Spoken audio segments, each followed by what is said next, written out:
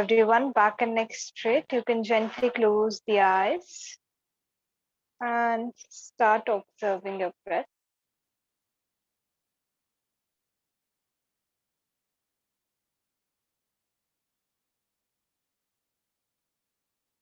And as you begin to do so, just take your mind to the posture.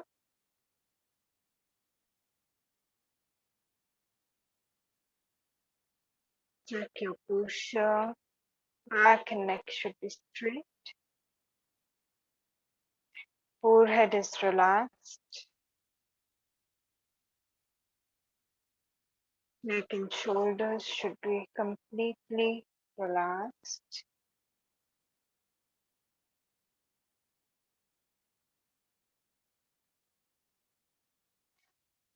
And just ensure that the body is overall relaxed.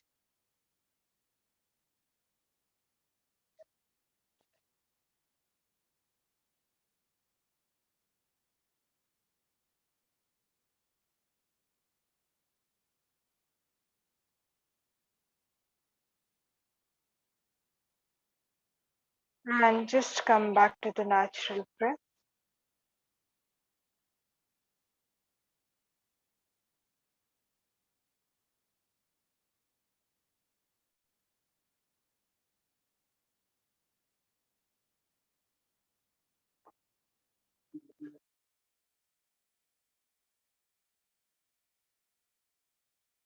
And when you feel ready, just begin to deepen the breath.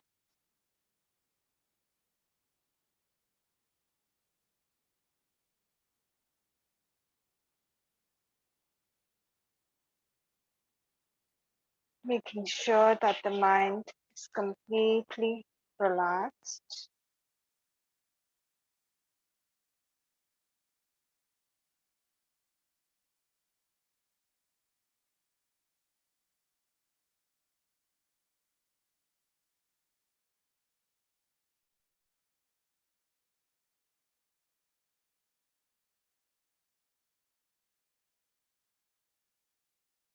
Prepare yourselves for chanting Om 3 times, followed by 3 Shantis. Exhale completely and then inhale for Om.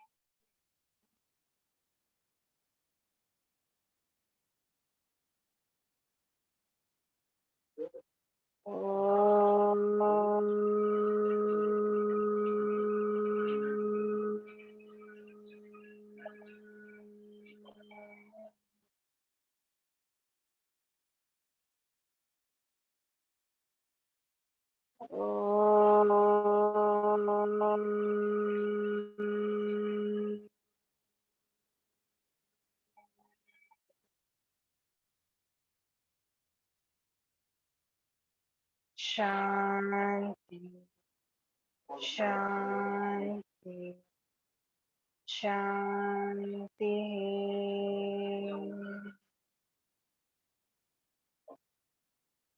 Just relax, feel the vibrations.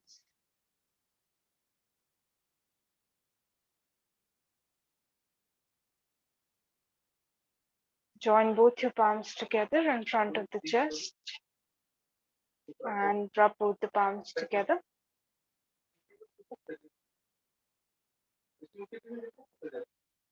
Place them over the eyes. And very slowly, while blinking and looking at your palms, open up your eyes, come back with a big smile. And namaste to everyone. Let us begin today's session. So yesterday we were discussing about yoga and the meaning of yoga. So we had covered a general meaning, the root word, and one meaning from a very important text, Patanjali Yoga Sutra. So today we are going to go ahead and move to the meaning given in Bhagavad Gita. Okay. So yesterday you wrote Samatvam Yog Uchyate, or balance or equanimity is Yog. Yes. So let me go ahead and explain this. So to attain the place where your vrittis cease to exist naturally, how what you can do practically on a practical level, what can be done, that is that we can connect with this definition that is given in Bhagavad Gita. Okay, so over there they are saying that balance or equanimity is yoga. Yes. So what does Krishna ji mean when he says this to Arjun? He is trying to explain that no matter what happens in your life, your state of mind should be such that you are not in a fluctuation. Okay. So generally what happens is we are generally, whenever something external to us happens, something internally also goes on. So yes, something is happening outside of me which is causing a very I would say putting me in a position where I have a choice. Okay. And because most of us don't recognize that we have a choice, what happens is we by default act mentally also on that thing, create an impression, create a fluctuation in the mind because of something that has happened external to me. Okay. So when Krishnaji says that balance is yoga, he means that everything outside of you you cannot control. Okay. So a lot of situations will come up, a lot of people will come in your life who will not be in agreement with how you think or what you feel, what you believe in. But are you allowing yourself, your mental peace to go away because of that? Or are you able to remain in a balanced state of mind in that situation or in that position? Is that happening or is that not happening? That is the internal check you have to make, because the day you will develop this skill where externally you are acting, suppose there is something external to me that happens.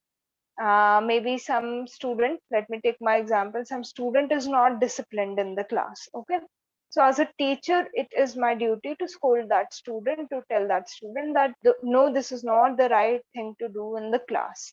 But then I have to check myself internally also. If I am feeling really agitated, irritated, really angry inside, then I am not practicing a balance, yes, in my mind. So external action will still be necessary. In most cases, it will be necessary. Something outside of you is not correct, it's not right. So you go ahead and you want to amend that thing, correct that thing, try to understand why that thing is happening. So you will have to take action when such situations come up. But the main thing that you should keep in your mind, the main point of focus, the main thing that actually matters is the one which is internal. So if I am reacting from inside, then that same action will have a very different impact. And if I am peaceful from inside and I understand that this is what is required of me when I'm dealing with that situation, then check the difference. Okay. And the same action will become very different when you do this thing. Yes, because we have to maintain that internal balance or internal peace of mind. So a person is not impacted by the rag and dvesh that come up in the life. So rag is, I would say, the attachment that you uh, form when something good happens, and dvesh is the feeling of hatred when you do not want something. So generally in our life, we oscillate from one to the other. Most of the times, either you like something or you dislike something, but we are not in a neutral state towards the thing that we like or towards the thing that we dislike. So that middle point, that middle path is what you are aiming for when you are practicing yoga in your life. Okay. So one thing is this, one thing he meant was this, that you have to maintain a balance. Second of all, you are not, it's not that emotions are not rising. Okay, so for a yogi also emotions come up, yes, thoughts come up, but they know, okay, how to deal with this. Okay, so they understand that it is the nature of the mind to react to everything that is happening around it. Okay, so anything external to it, the mind will have a tendency to react. Okay, but the main thing that you have to take care over here is that you come to a state where you reduce that reaction. So for a beginner, on a beginner level, it's very difficult to reach the neutral stage. So earlier you were reacting maybe 10 times. Now with the practice of yoga, you will see that you are reacting 9 times. So for us to even reduce that one reaction is a big achievement. Okay, and step by step, the reduction of one reaction, then the next, you will one day come to that point where your mind does not become reactive. Okay, so it's very important to understand this thing, that you have to take external action. That is not what is being said over here, that don't take external action. It's the internal activity which comes at rest when you are in this balanced state of mind. Okay, so the second way in which Krishnaji said that the vrittis can be stopped is Yog Karmasu Kaushalam. Let me write this down.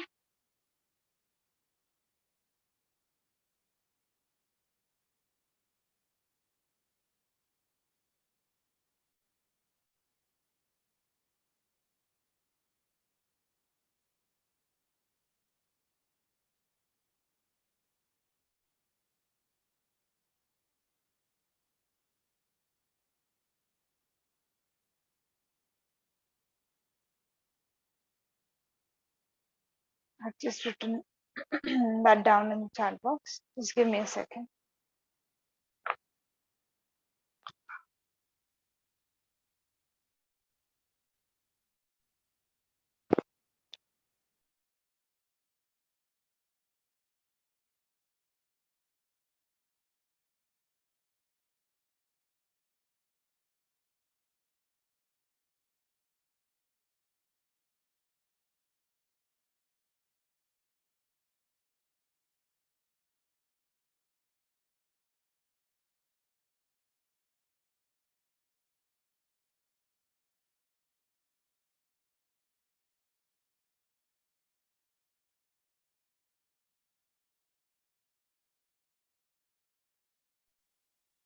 Okay, yes. Yeah, so Yoga Karmasu Kaushalam. Okay, and the translation for this is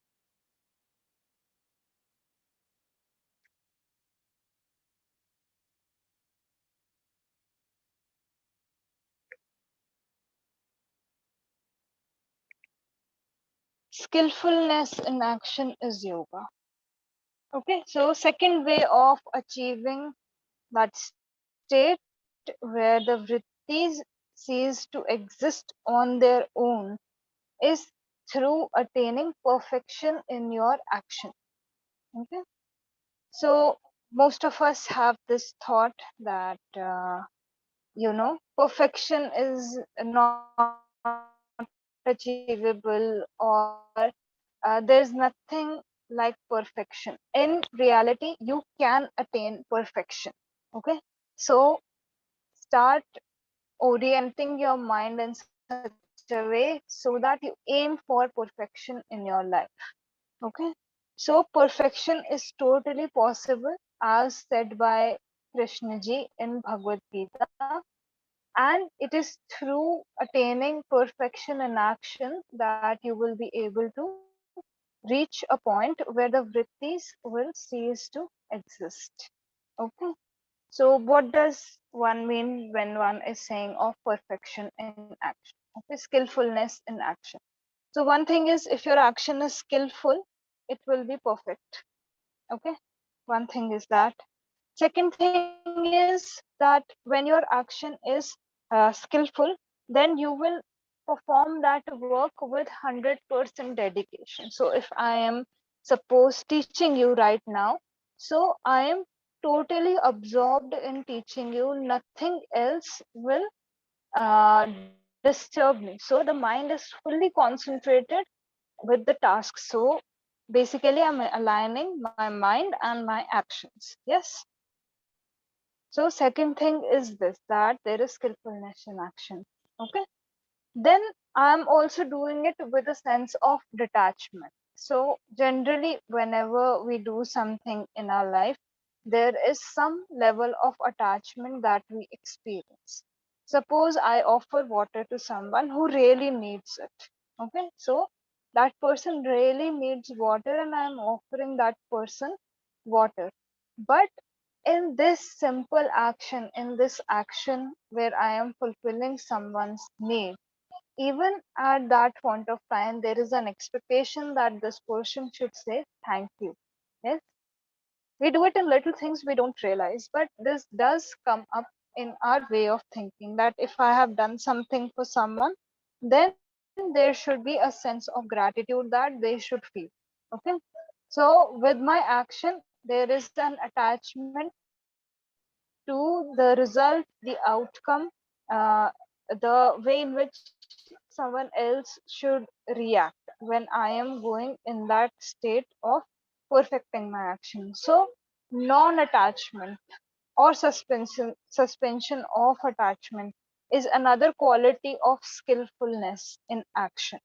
Okay, so perfection, you are 100% dedicated, fully concentrated. Second thing, and third thing is there is suspension of expectations. Okay, so these three qualities, if your action has these three qualities, then you will end up attaining perfection in action, skillfulness in action, and it will also lead you to a point where you attain balance. And once you attain balance, you will naturally reach a state where the vrittis will now cease to exist. Okay.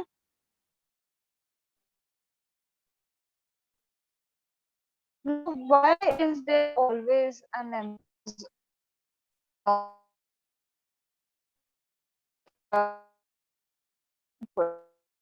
so whenever we attach someone, obviously in our day-to-day life also, go entrance exam. Okay, I'll just take a very common example or some job interview. Then we are somewhere anxious because I'm giving that exam or that interview and with hope and expectation that I will get that job.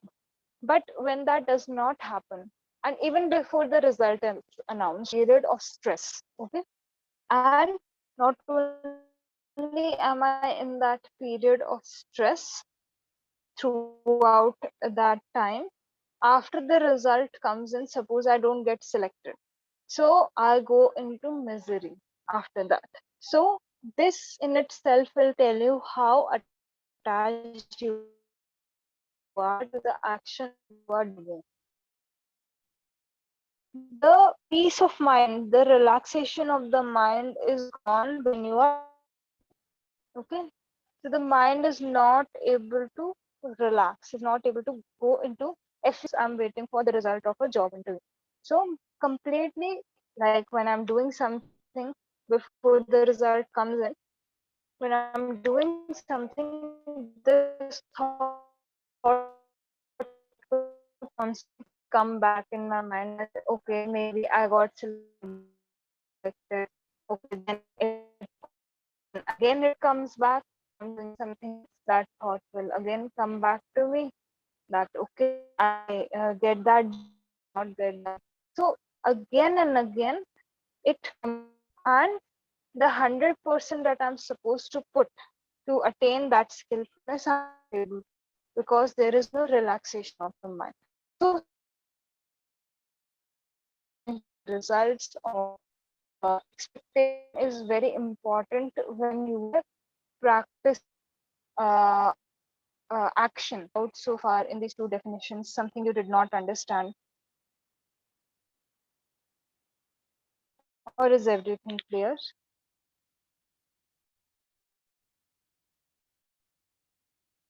Okay, I'm taking this as everything is clear to everyone. You understood all three definitions of yoga. Okay. So now the next thing that is very important to discuss is the aim of yoga. Okay. So you are doing yoga, you are going to practice different techniques, asanas, pranayamas, different things. So you need to know what you're aiming for. Okay.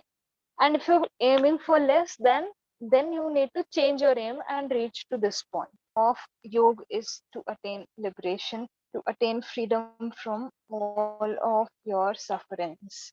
This is a very important um, aim. This is the only aim, in fact, of yoga, that you need to be free from all of the sufferings.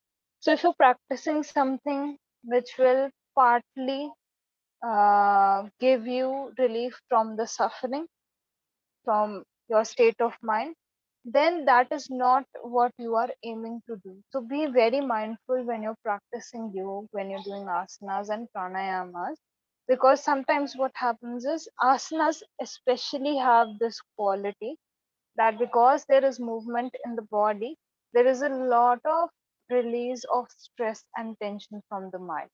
Okay, that happens, it's natural. My body is moving, there are certain hormones that are produced, and hence the state of mind changes.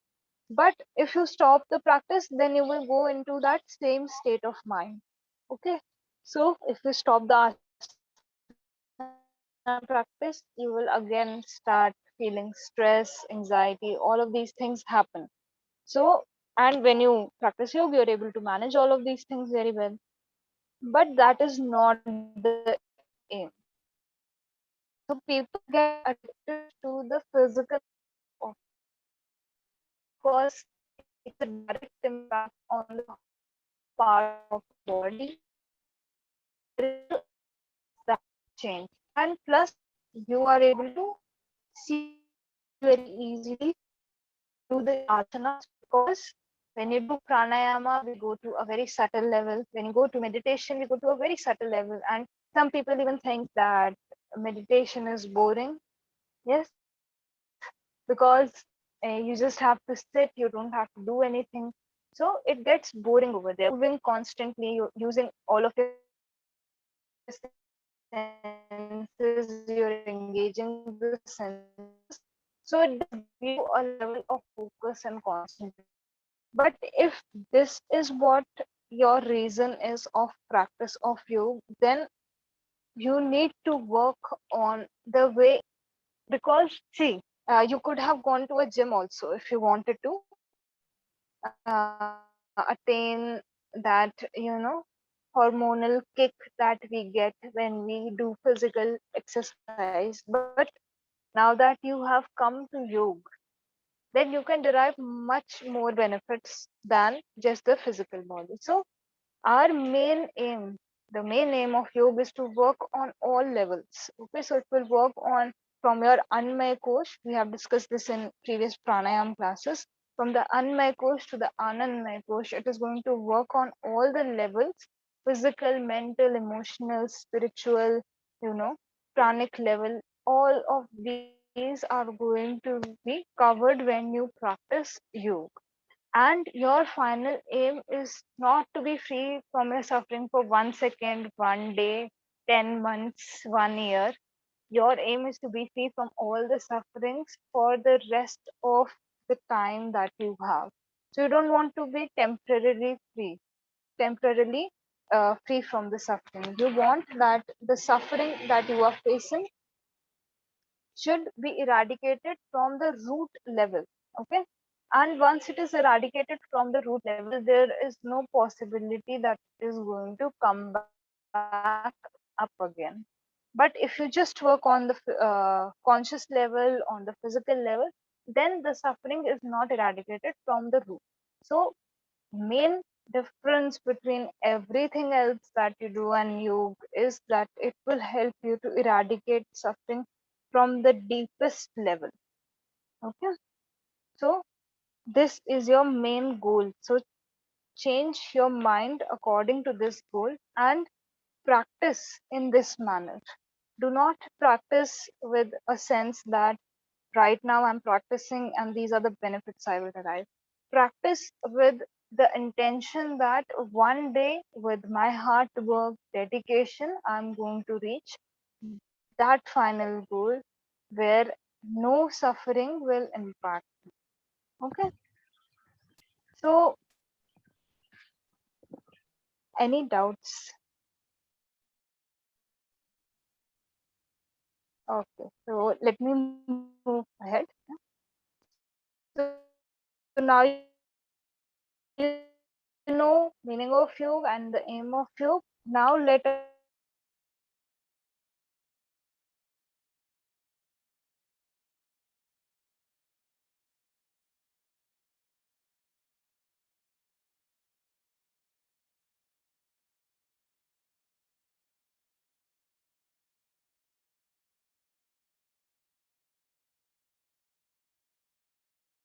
discuss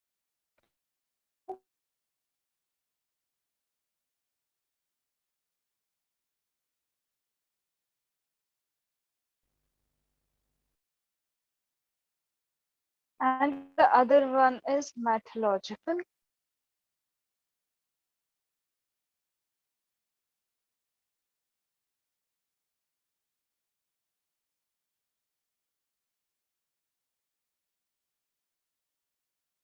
So psychological origin also you can understand it, or psychological reason, and which you can understand their suffering. So on the psychological, once again there is a division. There are two parts that we generally talk of when you're thinking of the psychological reason. So one is that the human being had a very strong desire to attain permanent happiness. So we call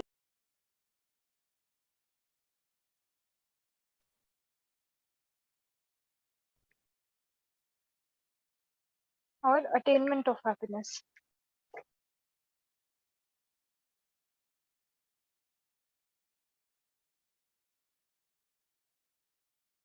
Okay, and dukh nivritti. So not only did we want happiness, we also wanted a way to come out of the suffering. I'm writing this down. So uh, in the chat box.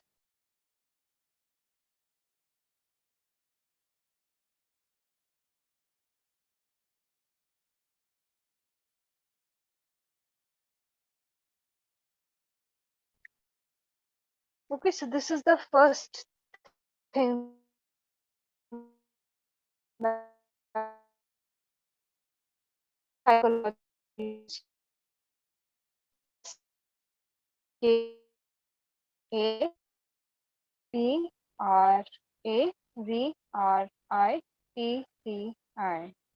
and then we have dukha nivritti, K-H-A-N-I-V-R-I-T-T-I, dukha nivritti. Okay, the first thing is that we wanted to enhance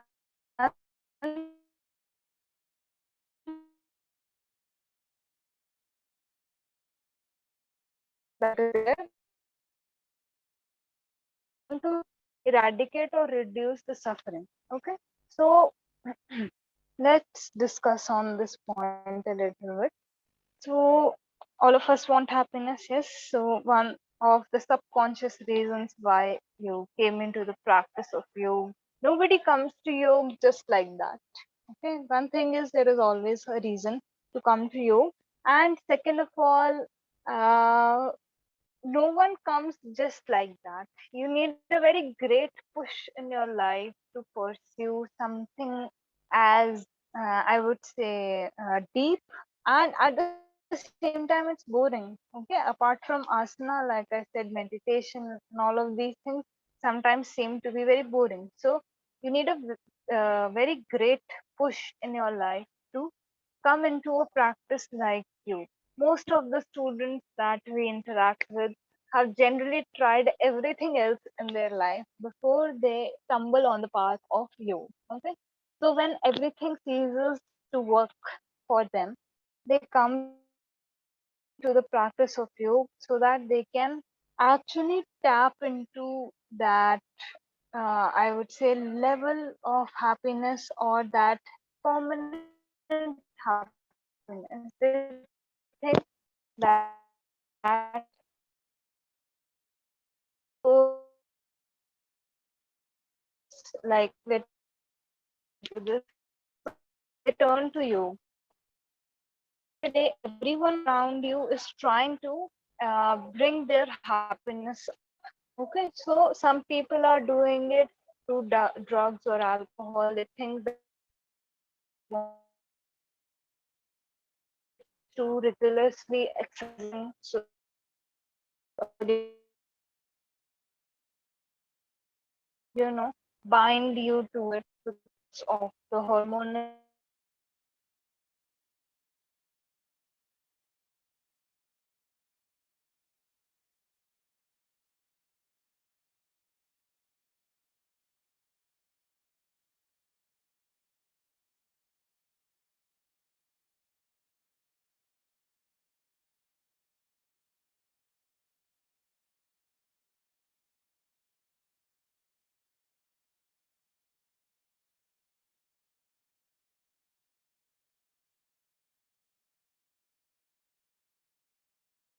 am I audible?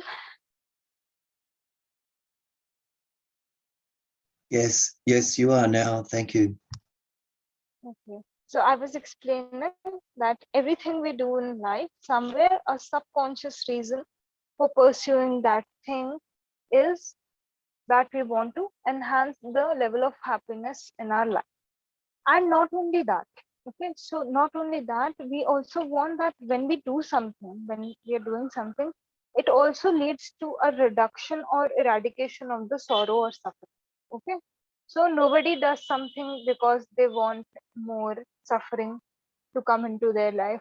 Does anybody around here function in that way? Because it's not a very healthy way of thinking. If you are doing something where you are looking for pain, okay, so even the person who is in this mindset, who is doing something to look for pain, is somewhere very deeply on a very like hidden subconscious level looking for happiness only. But he or she, some circumstance in his or her life might have pushed them to believe that if they harm themselves or if they look for sorrow, they will receive some sort of happiness that they are looking for. So it's very sad if that thing is happening with someone around you, because you need to understand that even they are looking for suffering. Just their image of they are looking for happiness.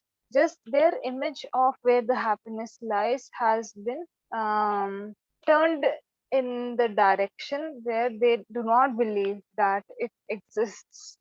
It is there and it can be obtained in a healthy manner. Okay, so we are working on both these things. And second thing that comes up over here is that even very big saints, like very famous saints, Siddharth Gautam specifically, I'll take the example, commonly known as Lord Buddha. He also left everything behind because he got in touch with the reality that suffering is the only truth. Okay.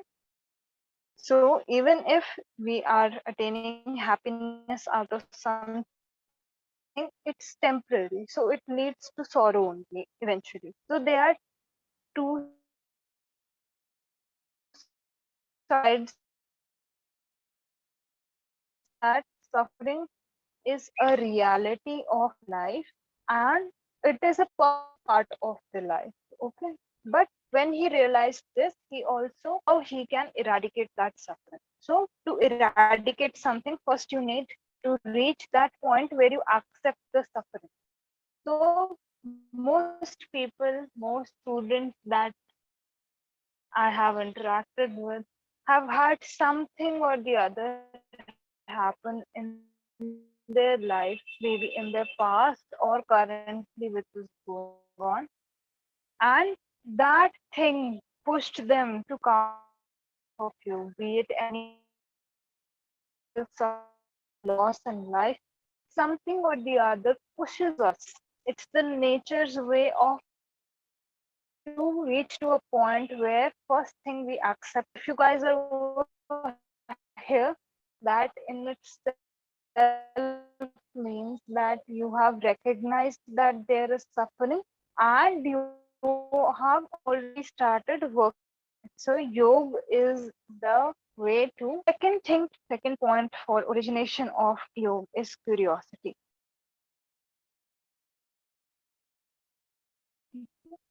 So first one was the one we have discussed, and psychological reason only. The second one is curiosity. The human mind is very curious. Okay, so whenever you can observe this, whenever you are placed in a new environment, whenever you are placed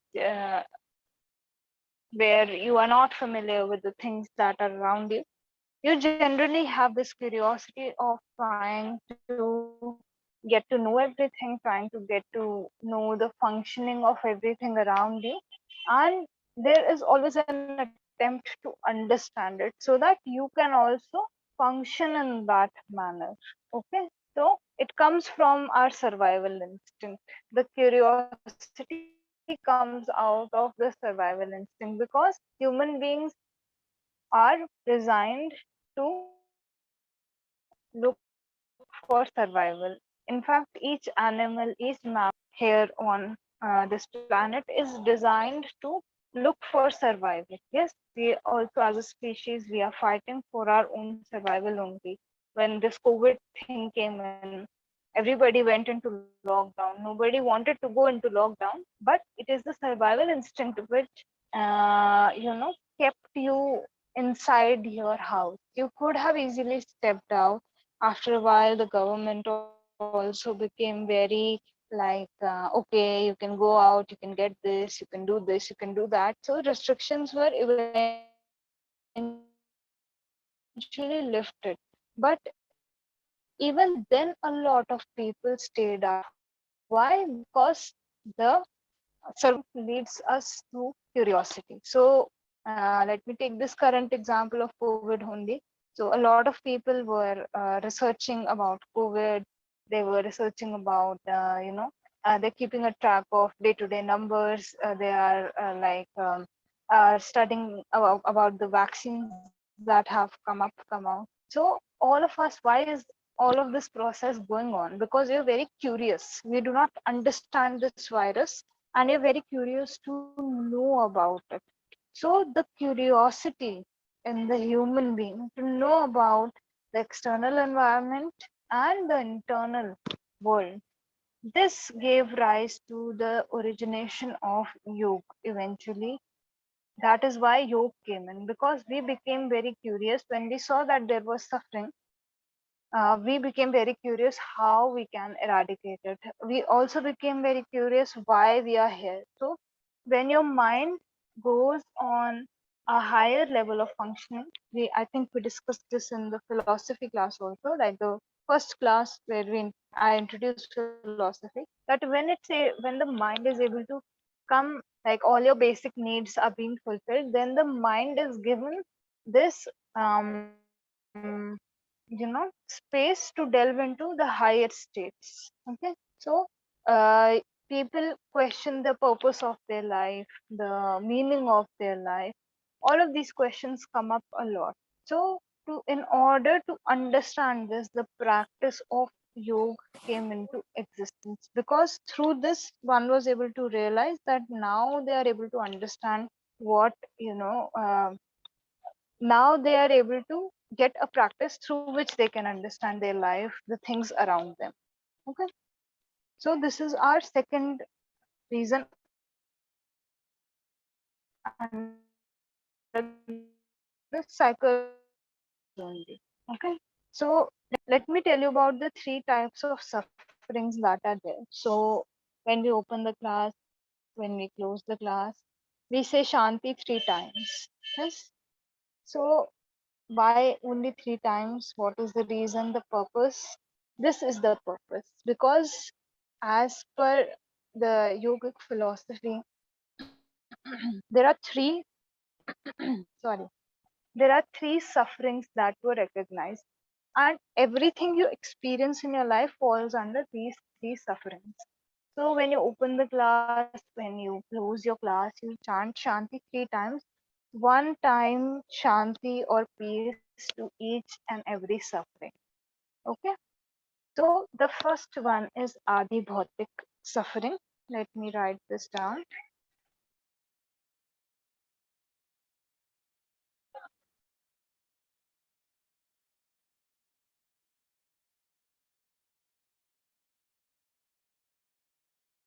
We call it tap.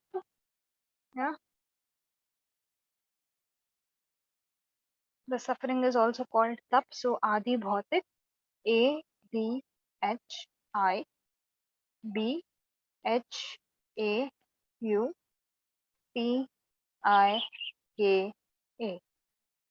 Adi Bhautik.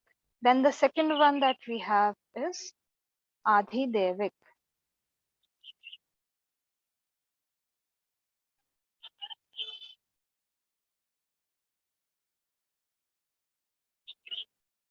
ADHIDAIVIK.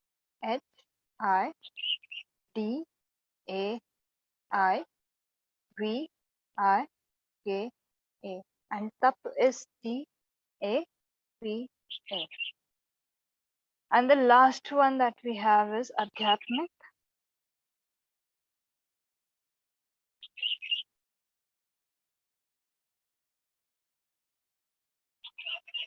ADHYATMIKA.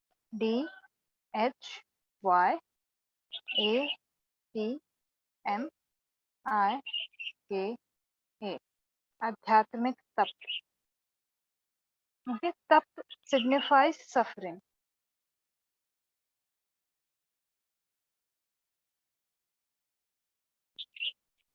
So let's discuss the first one, Adi Bhautik tap. Okay, so we are human beings, we exist in this world, and apart from us, there are so many external things around us. So when the suffering is caused due to some external, so Bhautik is the world around me. So when the suffering is caused due to this world around me, then I would say my external world, then I can say that it falls under the category of Adi Bhautik too. So the people I interact with, the environment where I live, where I exist, all of these things cause me some sort of suffering. Suppose I'm interacting with you guys, okay, and there is a conflict. So the conflict will cause you a suffering. Yes.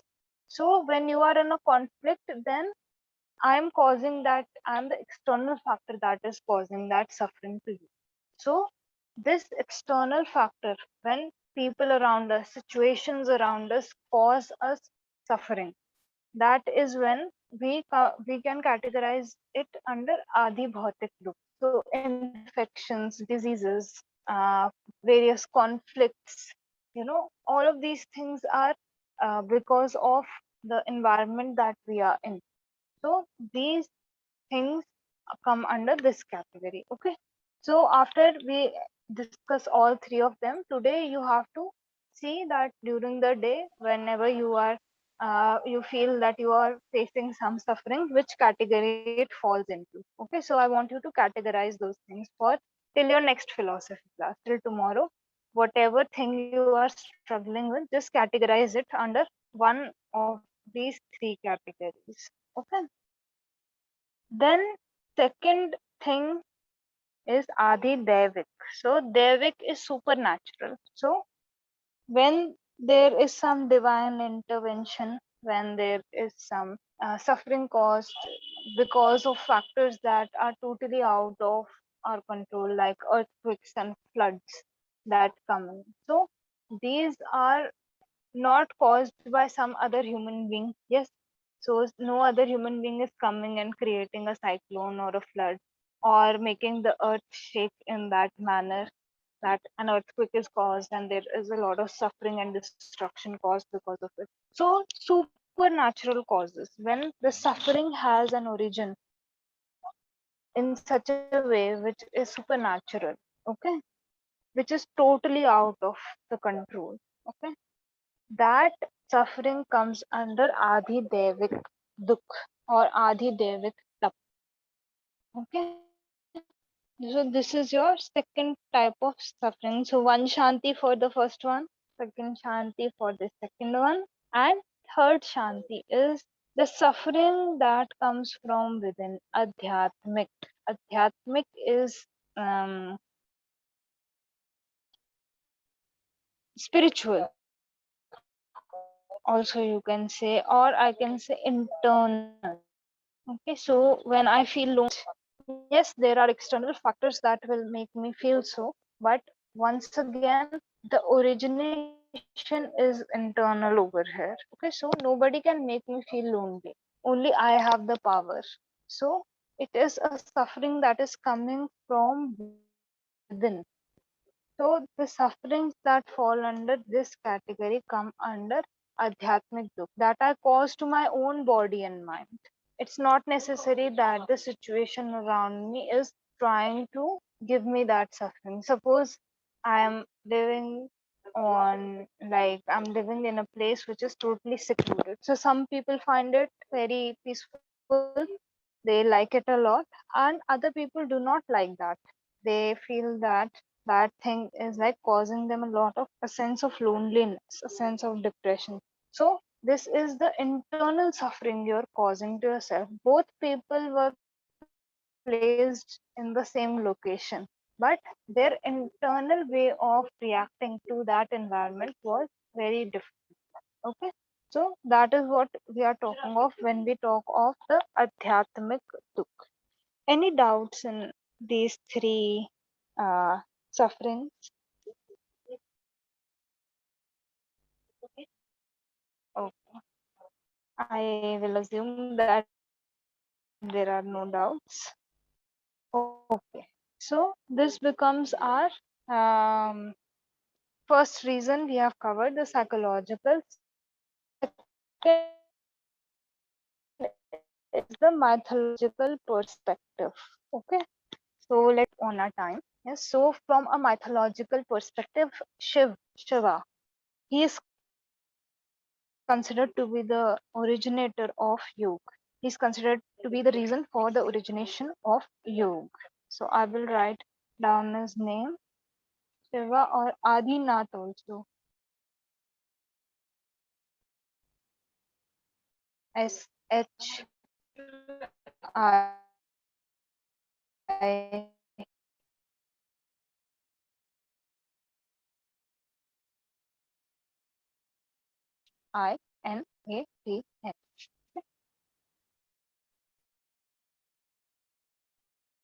So Shiv is the one who practices yoga.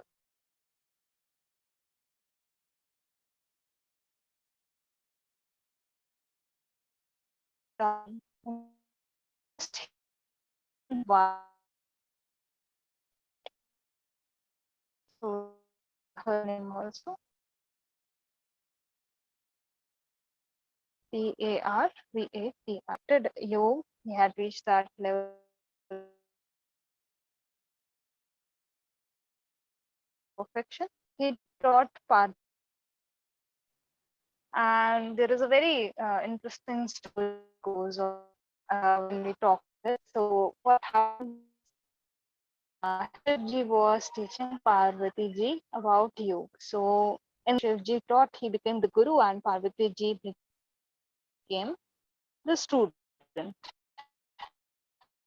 Okay.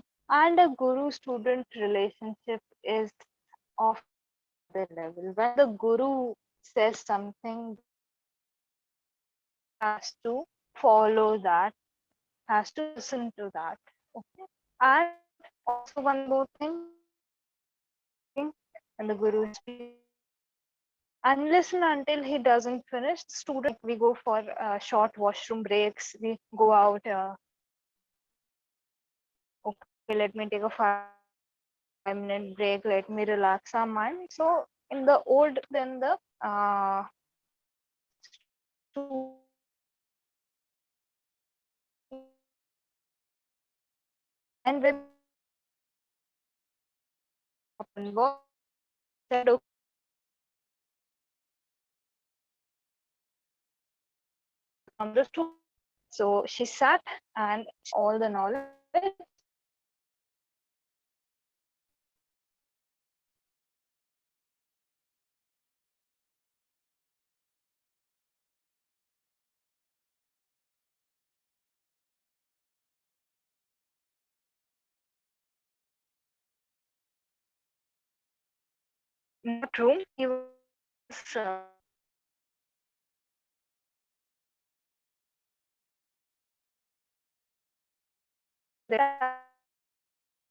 tired in between and she slept.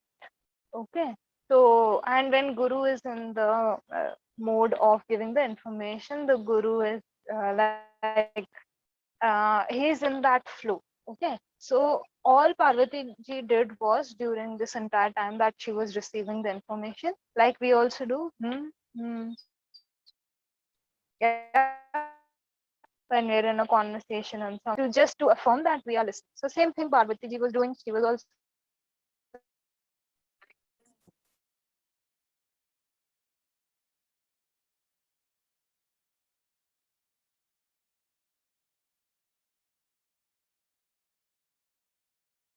had there was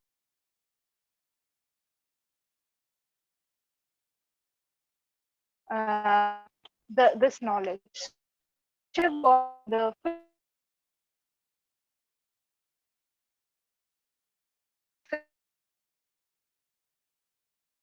the fish saw that Parvati ji has slept. The fish saw that Parvati ji has slept. Parvati ji. So now she was saying, and Shivji thought, okay, wow, she is listening, and it went on for a while. So by the end of it, Parvati ji woke up, and when Shivji ended the entire knowledge, he asked that, okay, did you understand what I was telling you? I told you everything from A to Z, and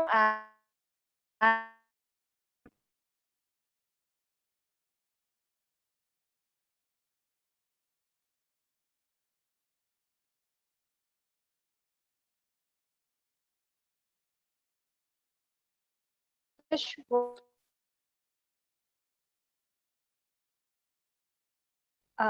he was just saying, okay, now the knowledge has been taken, absorbed by her, but the student always needs the permission of the guru to receive the knowledge from the guru. And she had not taken that permission. Okay. So Shivji said, okay, I will give you a blessing and a curse, both. One punishment and one blessing. So blessing was that you will take birth as a great yogi and you will pass down the knowledge of yoga. So this fish became the yogi called Matsyendranath. Okay. So I will give you the name and everything tomorrow. Today we are already out of time.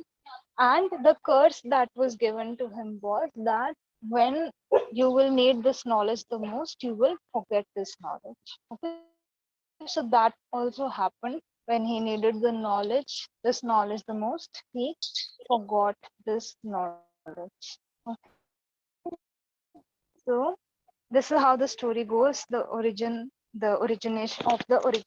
of yoga. Okay, so right now you have your therapy class, so I'm going to finish this class. Let's start the next topic tomorrow. Yeah, so Om Shanti to everyone. uh, enjoy your day, and you can join your therapy class now. Okay, bye bye everyone. Thank you. Bye. Thank you. You want that?